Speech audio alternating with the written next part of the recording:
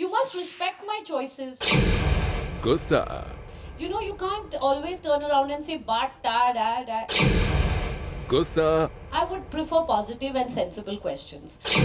और गुस्सा। बॉलीवुड में अगर किसी स्टार को सबसे ज्यादा गुस्सा आता है तो वो है एक्ट्रेस प्रीति जिंटा। प्रीति अनडाउटेडली बॉलीवुड की नंबर 1 एंग्री क्वीन है। हमने आपको कई बार दिखाया है कैसे प्रीति बात बात पर मीडिया पर भड़क जाती है। In India, the media has started becoming a herd mentality. I don't like to be in front of the media anymore. You're supposed to know facts. You are supposed to actually not just print or write about hearsay or carry it. You're supposed to know facts. और कल अपनी film इश्क in Paris की release date को announce करने पहुंची प्रीति का गुस्सैल अंदाज फिर से एक बार नजर आया।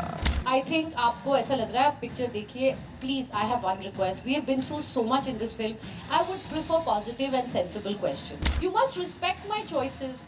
You can't always turn around and say but, da. You must respect my choices. I've done them. I've done it on my own and I'm very proud of the way I've done it. देखा आपने प्रीति का गुस्सा।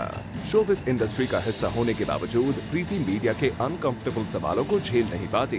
Media और stars के बीच तू मैं तो चलती रहती है, लेकिन बॉलीवुड में शायद ही कोई ऐसा स्टार हो जो प्रेस कॉन्फ्रेंस में बुलाकर मीडिया को ऐसे खरी खोटी सुनाता हो। They do have a book coming out regarding all the baseless and ridiculous articles. It's going to go in that and get amar forever. So there are some journalists who write things without double checking, and it's.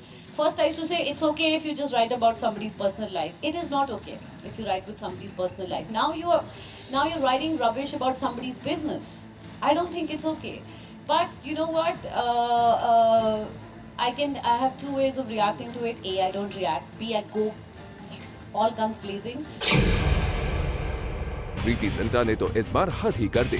उन्होंने बिल्कुल धमकी भरे लहेजे में कह दिया कि वो बहुत जल्द एक बुक लॉन्च करने जा रही है और उसमें वो मीडिया को सच्चाई बताएंगी। What goes around comes around. That's all I can say. I can only hit back with making sure that I do great work. Well, प्रीति तो जैसे यहाँ मन बनाकर आई थी कि वो मीडिया को लेफ्ट राइट सेंटर बैश करने वाली है। वैसे मीडिया के लिए ये कोई नई बात नहीं थी। प्रीति की प्रेस कॉन्फ्रेंस में सभी रिपोर्टर्स वेल प्रिपेयर्ड होकर पहुंचे हैं। मूविंग ऑन, प्रीति के गुस्से के अलावा आइए बात करते हैं इस इवेंट पर और क्या खास हुआ। प्रीति जिंटा ने यहाँ बताने की कोशिश की कि आखिर क्या थी वो वजह कि उन्हें अपनी फिल्म की रिलीज डेट 2 बार डिले करनी पड़ी।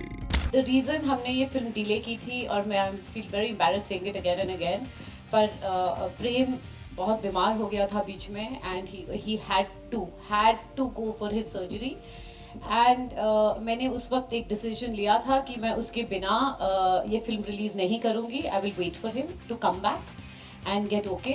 Well, प्रीति के इस एक्सप्लेनेशन को माना जा सकता है, लेकिन इंडस्ट्री इनसाइडर्स प्रीति की फिल्म की डिले की कुछ और ही वजह मानते हैं। स्टिल हम तो प्रीति की बात का ही विश्वास कर लेते हैं। कहीं ऐसा न हो कि प्रीति को इस बात का पता चल जाए कि हमने उनकी बातों को नहीं माना और नेक्स्ट प्रेस कॉन्फ्रेंस में वो हमारी क्लास लगाने को तैयार हो जाए। मूविंग ऑन, प्रीति ने यहाँ ये भी बताने की कोशिश की कि आखिर उन्होंने 24 मई की डेट ही क्यों चुनी है। We waited for some time because when very big films come, then it's like saying, well, mujhe maar. You have to also as a producer plan because you want a solo release. You want the theaters. It's now I've realized it's not just about I want to release it here. You have to look at what theaters you can get and how you can not divide your audience. So definitely.